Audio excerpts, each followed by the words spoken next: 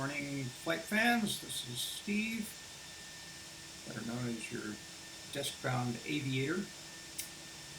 Welcome to the channel. We're going to take another ride in the Toliss today, Airbus A319. Right now we're at Phoenix, KPHX, about to head over to San Diego. And the purpose of our journey today is to explore the features of this aircraft when it comes to RNAV landing approaches and landings.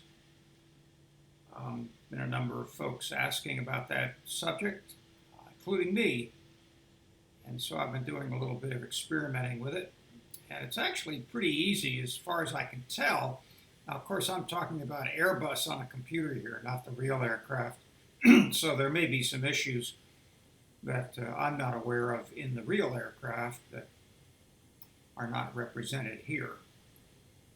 But there is a lot represented here in this Toliss aircraft, as those of you who have purchased it have found out. It's a very interesting and complex addition to the X-plane hangar, at least to my X-plane hangar.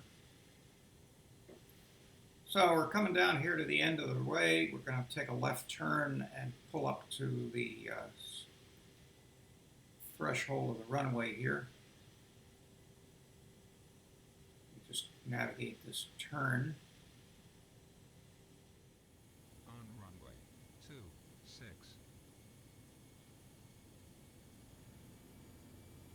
Advance up to full throttle toga.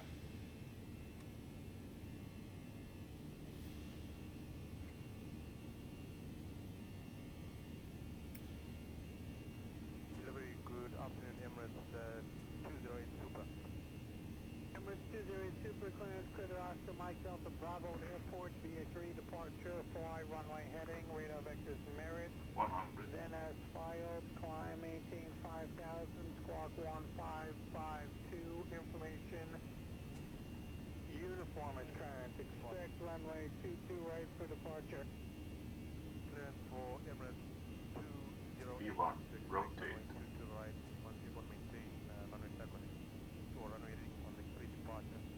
Go. Radar vectors position merit, climb to 5,000 feet, scope 1552, and Emirates 208, Airbus A380, Alpha 6, Echo Tango, range 6.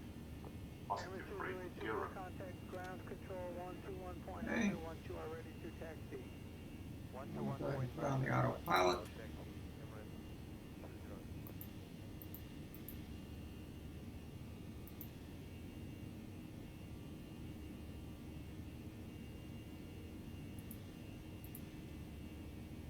There we are, wrapping around on our route. A little bit of a dog leg to go through here. Yeah, we tried the CBDLC a few times, and PDC, you're not getting any of them.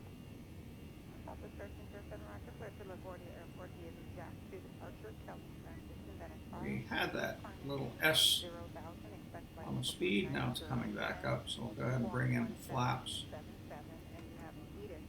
There we are, and we can bring the throttle back to throttle climb.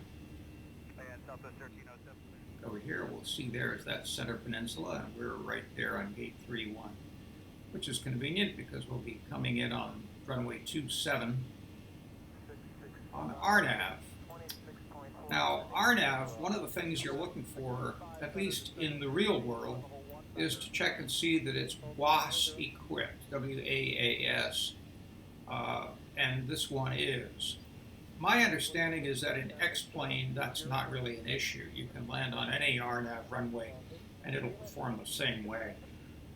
But in the real world, in order to utilize, which in Boeing's is called integrated approach navigation, I'm not sure what they call it in Airbuses, but it provides an electronic simulation of ILS directed from the aircraft, not from the runway.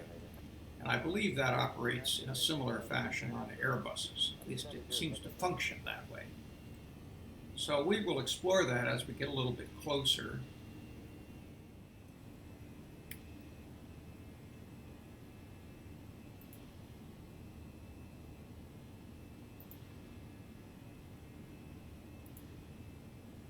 Well, what do you know? I just opened up the flight plan, and here we have wind request with an asterisk next to it. So I'm going to tap on that, and that's all you need to do. Those winds are now placed into the MCDU, and if you hit return twice, you go back to the flight plan. So it worked after all. Now I'm going to go back to progress, see how close we are. And it looks like 10 miles. So like I say, sometimes you have to get pretty close to the top descent in order to get that wind data to work. It varies. And sometimes it doesn't work. But we lucked out today. 2,500.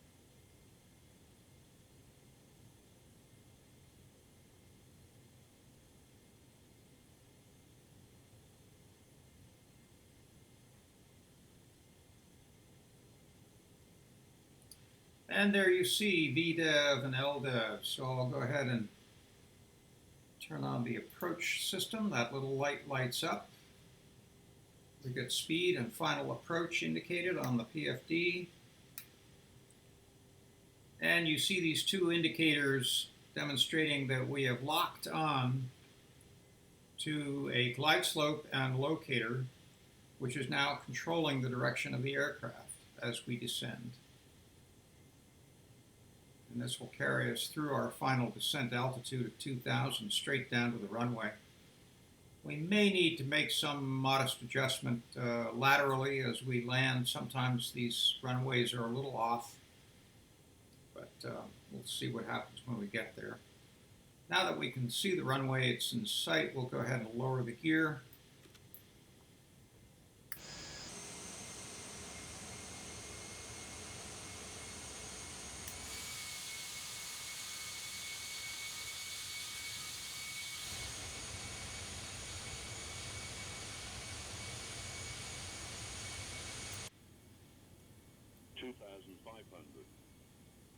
All right.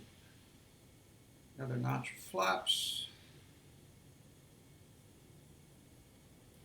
Speed's hanging in about 150.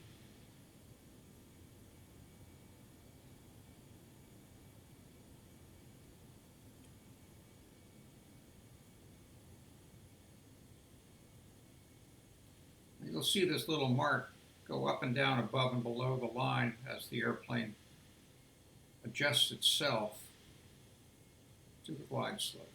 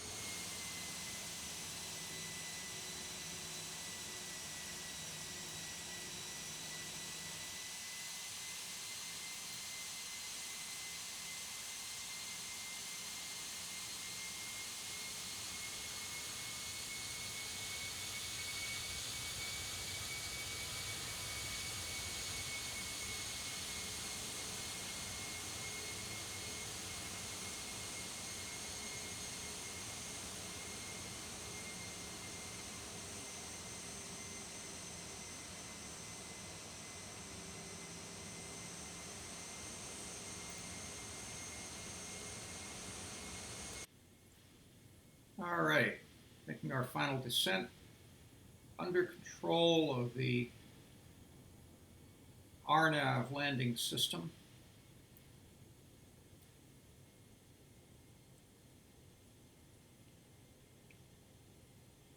Put in final flaps.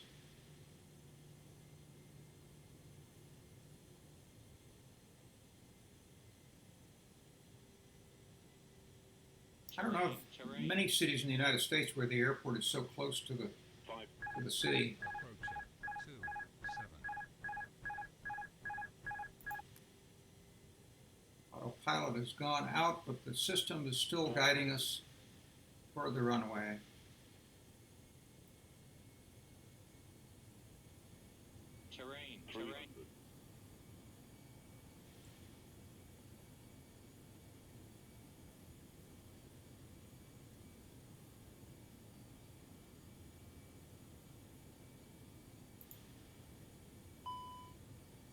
Okay, taking over control.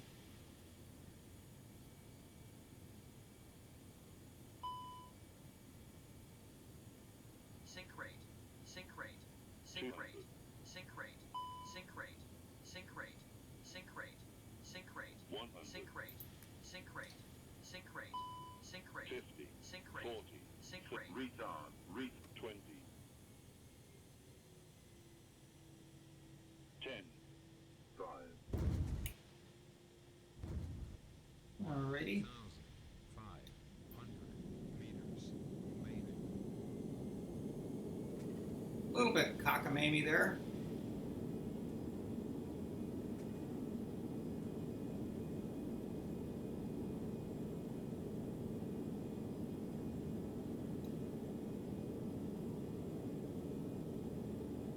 Pull off here.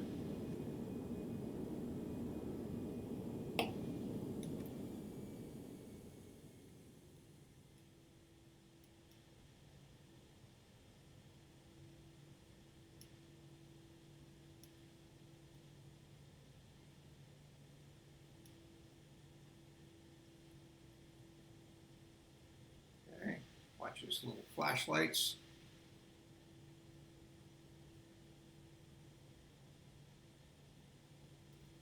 Brakes.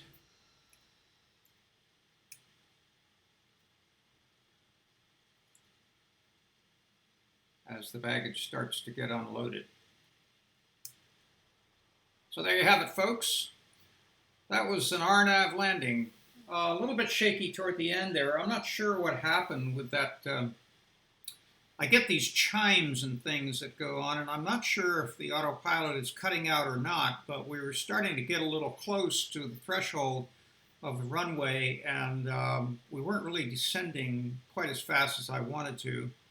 So I took over control of that and did a manual landing. So there's probably a little bit of work to be done here, but that's basically how the system works. You set it up for an RNAV landing in the MCDU by choosing that runway, and then the airplane responds to that and sets up the electronics accordingly to give you a locator and glide slope functionality.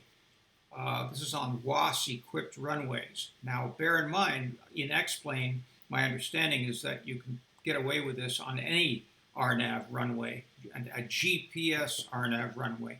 I don't know that I'd try it on any other lesser type of RNAV runway. You can try it, but I don't think it'll work very well.